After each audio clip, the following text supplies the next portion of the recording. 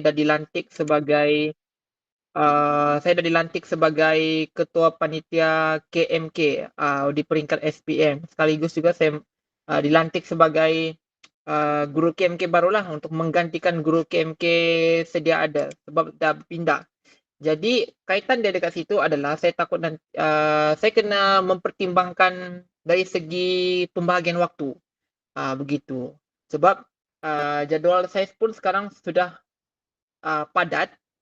Begitu. Jadi walaupun boleh free, tapi dia macam 50-50 lah begitu. Maksud dia tu saya kena dalam satu hari yang sama, masa yang sama, saya akan buat kelas yang pertama, kemudian saya akan pergi kepada kelas yang kedua.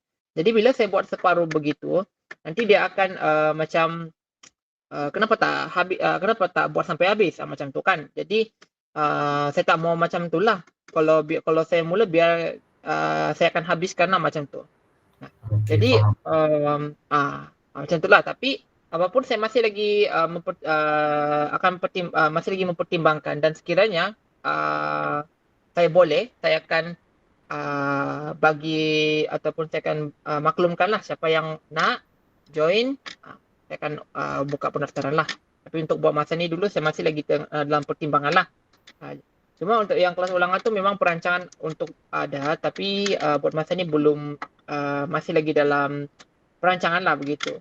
Jadi saya tidak mau terlalu awal lah untuk mengumumkan ataupun announce lah bahawa yang saya akan buka kelas ulangan. Takut nanti bila dah booking, bila dah booking waktu tu kan, nanti dia nanti tertunggu-tunggulah macam tu. Sebab kalau budak student 2025 maybe register bulan 8 kan? Dia bulan 8. Bulan 8. Oh, betul. Okay. Sir, kalau KMK pula sir? KMK? Ah. Okay. Kalau KMK tu saya ikut sedia ada juga. Maksud saya nanti Okay. kalau semester 3 tu saya akan ikut jadual yang sedia ada lah. Seperti mana yang tahun 2023 punya tu. So nanti saya masih lagi guna. Tapi saya masih lagi tengoklah dengan waktu untuk KMK dekat tingkatan 5. Sebab sekarang ni kita orang sekarang ni ada kelas anjal. Maksudnya itu sampai malam lah. Begitu. Nah, jadi kelas anjal ni dia lain, kelas malam dia lain lagi. Begitu. Jadi masih lagi dalam pertimbangan lah begitu. Saya belum memberikan keputusan yang tepat lah sebenarnya. Tapi untuk buat masa ni saya akan gunakan jadual kelas untuk semester 3 masih lagi menggunakan jadual sedia ada lah yang sebelum ni. Macam tu. Okay sir. Terima kasih. Okay, sama. Okay, jadi kita teruskan. Okay. Okey, ayat tunggal, persamaan ayat tunggal dengan ayat majmuk. Mengandungi satu klausa saja, iaitu mengandungi subjek dengan predikat. Jadi kalau klausa ni ingat mesti ada dua lah, subjek dengan predikat. Kedua-duanya merupakan ayat penyata. Ayat penyata yang tidak ada unsur-unsur persoalan, seruan. Dua itulah. Kalau ayat penyata tu yang ayat yang berunsurkan pernyataan. Kita nak memberitahu tentang satu situasi tersebut tanpa menggunakan tanda seru dan tanda soal. Sebab kalau menggunakan tanda soal dan tanda seru, itu bukan ayat penyata. Itu sudah menjadi ayat seruan ataupun ayat tanya.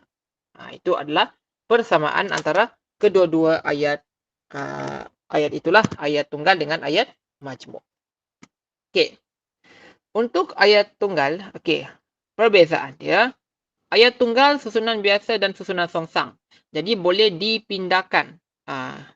Kalau macam contoh, subjek, predikat. Kita boleh tukar predikat dan subjek. Kita perlu terbalikkan sahaja. Okey. Kedua, ayat penyata, ayat aktif, ayat pasif, ayat seruan dan sebagainya. Maksudnya di sini adalah ayat tunggal ni dia boleh mengandungi apa sahaja jenis ayat. Dia boleh mengandungi ayat penyata, dia boleh mengandungi ayat aktif, boleh mengandungi ayat pasif, ayat seruan, ayat tanya dan sebagainya. Ini termasuk juga lah ayat aktif dan ayat pasif. Bila dipasifkan daripada ayat aktif dan ayat aktif daripada ayat pasif, okey, dia terbalikan saja tetap menjadi satu ayat tunggal. Satu ayat tunggal kerana dia mengandungi satu unsur saja. Ada mengandungi satu unsur. Okey, satu unsur tu apa yang dimaksudkan satu unsur tersebut kita akan pergi selepas inilah kita nak tahulah bagaimana konsep satu unsur, dua unsur itu sebenarnya. Okey. Ayat aktif dan ayat pasif. Okey, dan keempat, klausa lengkap dan klausa tak lengkap. Maksud klausa lengkap tu adalah subjek dengan predikat. Klausa tak lengkap tu sama ada tak ada subjek, tak ada predikat, dia mesti gugur salah satu. Kalau gugur kedua-duanya sekali, itu bukan disebut sebagai ayat tunggal. Sebab kalau dah digugurkan kedua-dua tersebut, makanya ayat tersebut tidak dapat berdiri sendiri. Okey. Jadi, itu adalah empat aspek perbezaan untuk ayat tunggal. Okey, sementara kalau ayat majmuk pula, ayat majmuk ini, dia hanya boleh susunan biasa saja, tidak boleh disusun secara songsang. Maksudnya itu tak boleh diterbalikanlah. Subjek predikat, predikat subjek. Tak boleh. Kenapa ayat majmuk tidak boleh disongsangkan? Kerana ada satu perkataan yang memisahkan antara dua unsur tersebut. Okay, salah satunya adalah menggunakan kata hubung dan. Seperti yang kita tahu, kata hubung dan ini berfungsi untuk menyatukan antara kedua-dua unsur tersebut. Itu sebab kenapa tidak boleh disongsangkan. Contohnya, saya makan nasi dan ayam. Ayam dan nasi dimakan oleh saya. Tidak boleh. Itu adalah contoh ayat majmuk yang menggunakan perkataan dan. Ayat majmuk ini adalah yang kita macam yang korang tahu. Ayat majmuk ini adalah cantuman daripada kedua-dua ayat tunggal. Bila kita menggunakan kata hubung, selain daripada perkataan dan, ada banyak kata hubung yang lain, kita tidak boleh mensongsangkan ayat tersebut. Macam contoh tadilah, saya makan ayam dan nasi. Nasi dan ayam dimakan oleh saya. Tidak boleh disongsangkan. Ayat majmuk ini hanya boleh berdiri sebagai ayat susunan biasa sahaja, di mana adanya subjek dan adanya predikat. Jadi memang tidak boleh diterbalikan kerana ada penggunaan perkataan kata hubung. Okay? Right. Okay, yang kedua adalah ayat majmuk ini hanya mengandungi ayat penyata sahaja.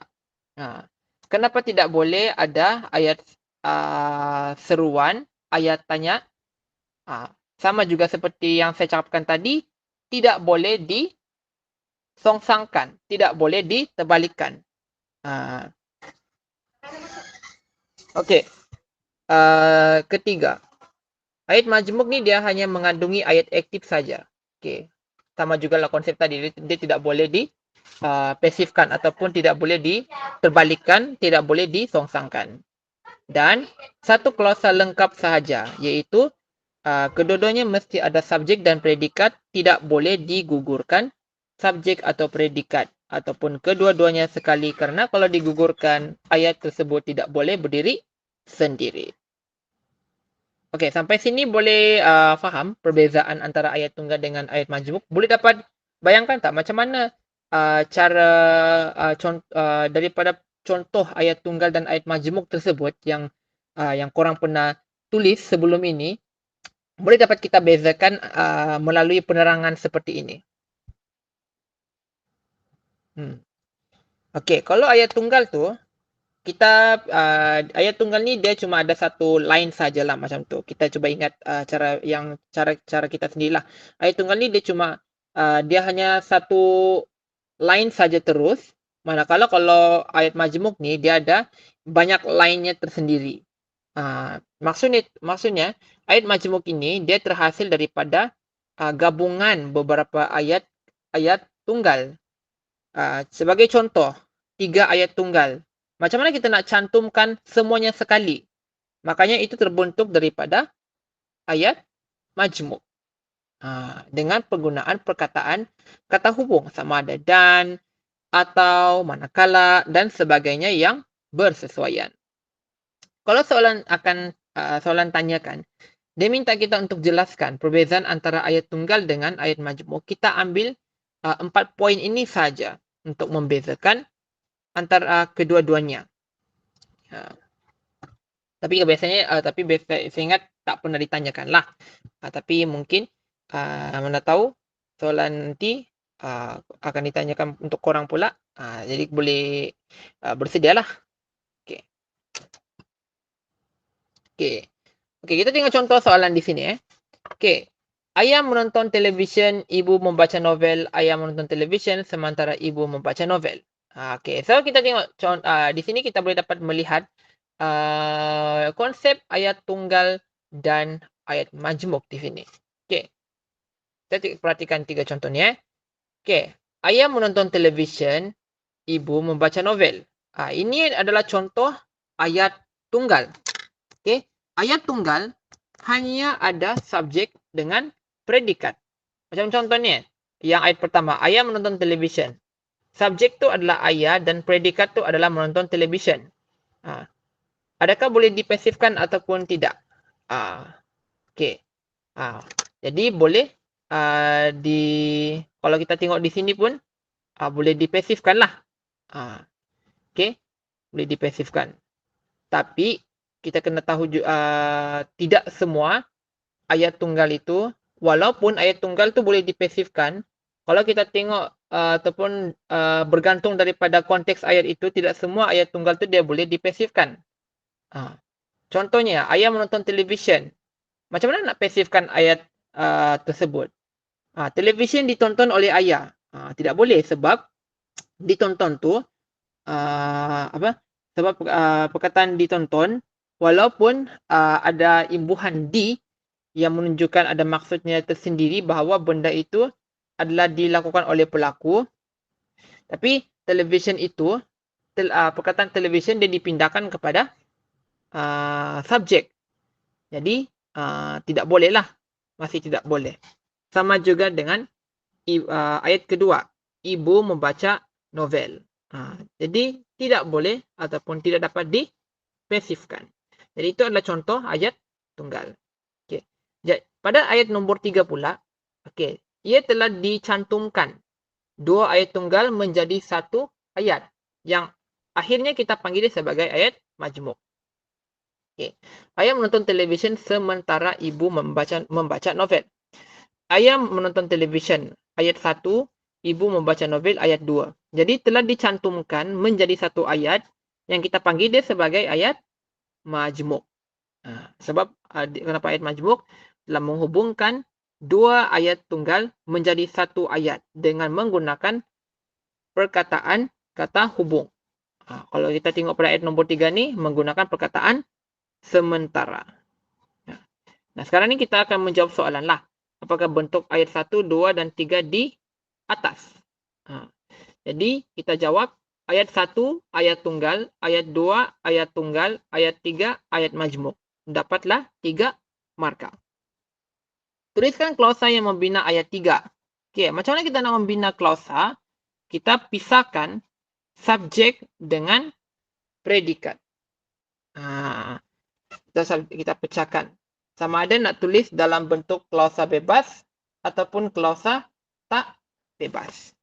Macam tu cara menjawab soalannya lah. Okey, seterusnya kita pergi kepada ayat majmuk. Ayat majmuk, macam saya tadi, menggabungkan 2 klausa atau lebih. Contohnya macam ayat 3 ni. Ayat 1, ayah menonton televisyen. Ayat 2, ibu membaca novel. Pada ayat ketiga, telah digabungkan kedua-dua dengan menggunakan perkataan kata hubung. Macam itulah dari segi konsep dia. Okay? Ayat yang terbina dengan menggabungkan 2 klausa atau lebih. Ada 3 jenis ayat majmuk. Ayat majmuk gabungan, ayat majmuk pancangan, dan ayat majmuk campuran. Okey, untuk mengingati ketiga-tiga jenis ayat majmuk ni, kita ingat bagaimana dari segi penggunaan perkataannya. Apakah perkataan yang boleh digunakan untuk membentuk setiap tiga ayat tersebut dengan betul. Okey. Jadi itu adalah tips dia lah. Okey. Misalnya kita tengok yang pertama, ayat majmuk gabungan. Ayat yang terdiri daripada dua klausa atau lebih dengan menggunakan kata hubung gabungan. Jadi, mesti menggunakan kata hubung gabungan yang telah dinyatakan saja untuk menjadikannya sebagai ataupun membentuk sebagai ayat majmuk gabungan. Contoh perkataan untuk membentuk ayat majmuk gabungan adalah dan, tetapi, atau lalu, lagi, serta, malah dan lain-lain. Tapi kita mesti ingat perkataan yang telah di-highlightkan ni lah. Okey. Yang kedua, ayat majmuk pancangan. Terdiri daripada satu klausa bebas dan satu atau lebih klausa tidak bebas. Okey. Jadi, dia ada terbahagi kepada tiga. Ayat majmuk relatif, ayat majmuk komplement dan ayat majmuk keterangan. Okey.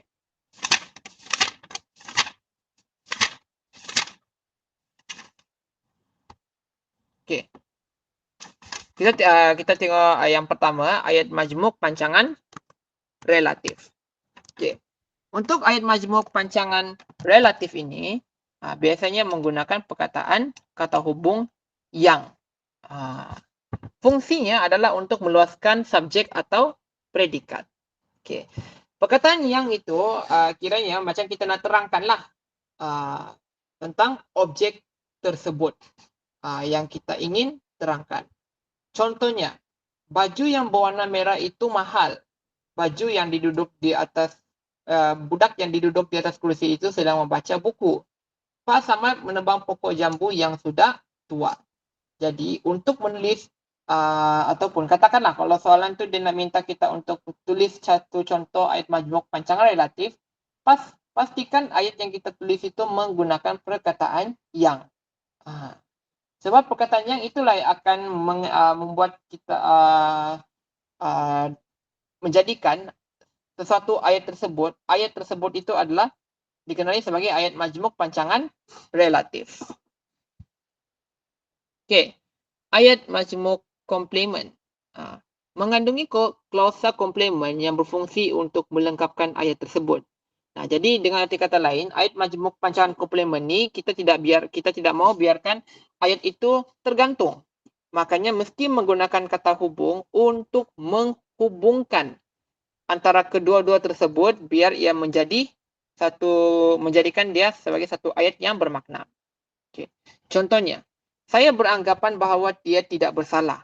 Kalau digugurkan perkataan bahawa, dia akan jadi saya beranggapan, titik.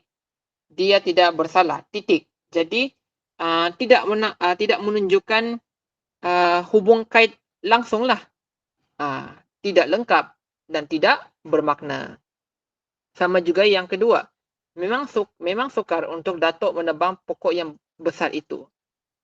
Kalau kita gugurkan untuk, dia akan jadi memang sukar Datuk menebang pokok yang besar itu.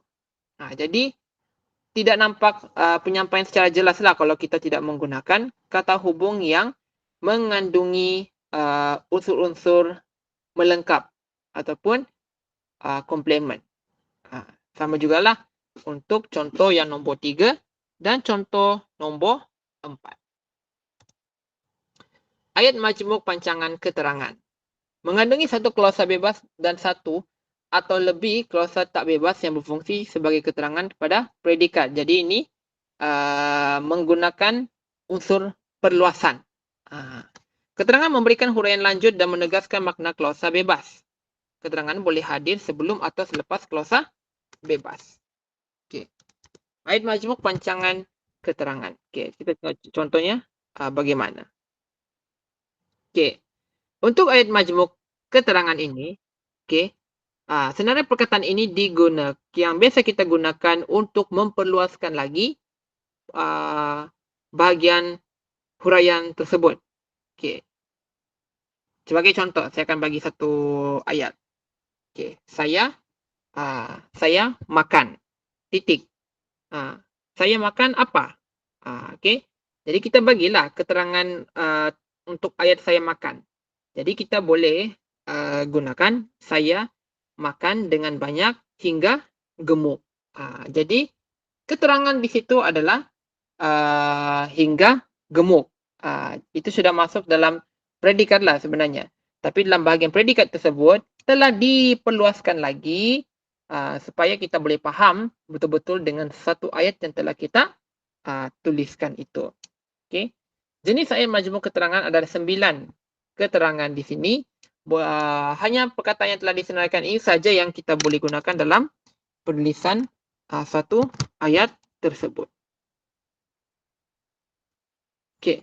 Apakah perbezaan agar dan supaya sebagai kata komplement dan kata keterangan harapan? Perkataan agar dan perkataan supaya ni walaupun kedua-duanya mengandungi maksud yang hampir sama, tetapi dari segi penggunaan perkataan tersebut itu adalah berbeza-beza mengikut konteks ayat masing-masing. Okey, so saya skip kat sini lah. Okay.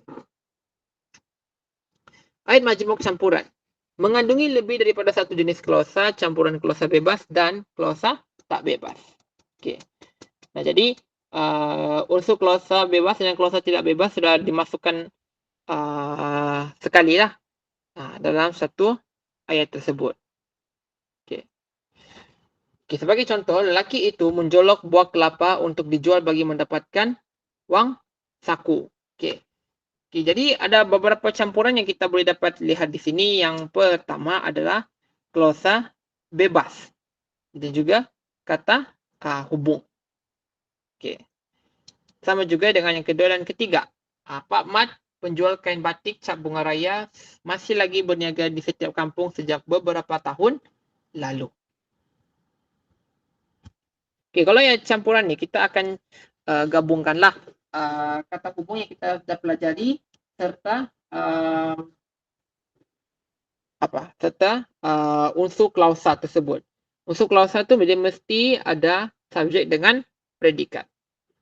Kalau hilang salah satu daripada dua aspek tersebut, dia bukan lagi disebut sebagai ayat majmuk campuran.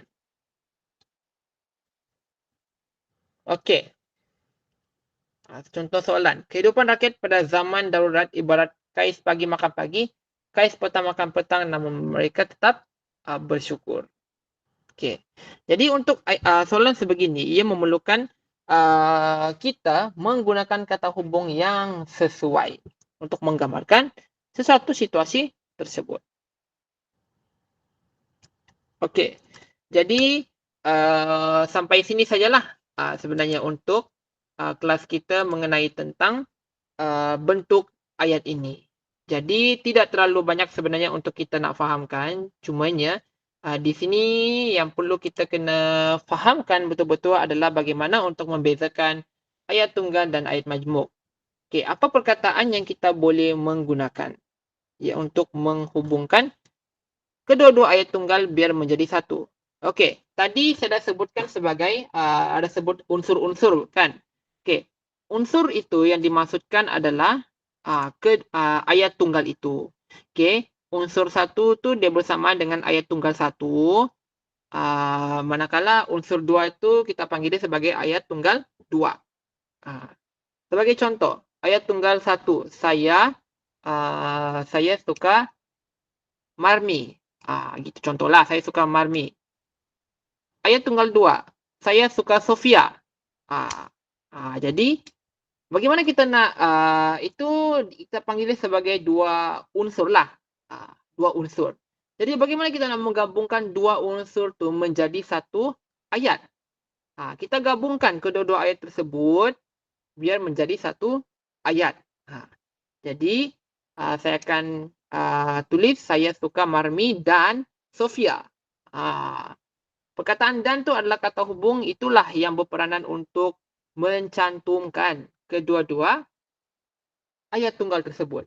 Tidak semestinya hanya menggunakan perkataan dan saja. Boleh menggunakan kata hubung yang lain, tetapi pastikan perkataan tersebut adalah berfungsi sebagai mengaitkan atau menggabungkan antara kedua-dua ayat tunggal tersebut. Okey.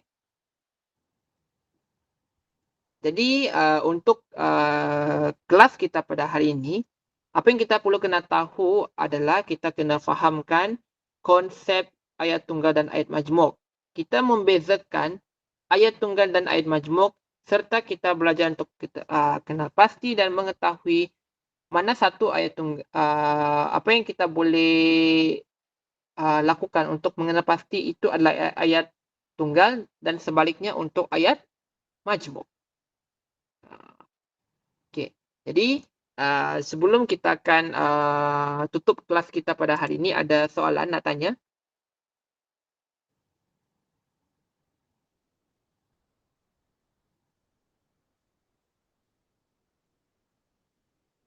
Okey, ada soalan?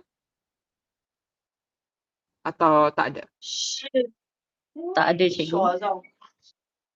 Okey, tak ada. Okey, so abang kata tak ada. Okey, Asya ada soalan nak tanya? Tak ada, sir. Okey. Alright, jadi okey. Saya ingat kerja kursus pun masih lagi tengah berjalan. Okey, kalau ada perlu nak saya minta simak karangan yang telah dituliskan boleh je, tak ada masalah. Okey, okey, good luck untuk siapkan kertas 4 bahasa Melayu. Okey, walaupun wajaran sikit tapi sebenarnya ia sangat membantulah untuk tarik dapatkan skor ataupun grade yang baguslah untuk keseluruhan semester 1, 2 dan 3 lah sebenarnya ya. Okey. Jadi itu saja untuk kelas kita pada hari ini. Okey, jadi untuk kelas yang seterusnya pula, okey, kita akan belajar tentang proses penerbitan ayat. Yang ini juga salah satu topik yang banyak ditanyakan dalam bahagian B. Jadi untuk minggu depan, okey, jangan terlepaslah untuk proses penerbitan ayat ini. Jadi banyak yang kita kena tahulah cara-cara untuk menerbitkan suatu ayat tersebut. Untuk kita lengkapkan, kita nak gugurkan salah satu, macam tu. Okey, jadi kepada yang tidak hadir hari ini, boleh tengok semulalah rakaman kelas ini. Okey, dan semoga untuk kelas kita pada hari ini boleh dapat menjadi manfaat dan teruskan semangat untuk belajar lagi. Okey, itu sajalah daripada saya. Saya doakan kita semua akan dipermudahkan selalu. Amin.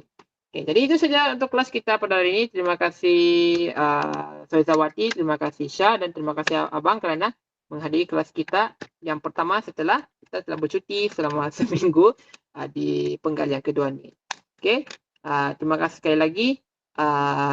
Kita jumpa kelas di kelas minggu hadapan. Itu saja daripada saya. Terima kasih dan selamat malam. Terima kasih, sir. Selamat malam. Sama-sama. Selamat malam.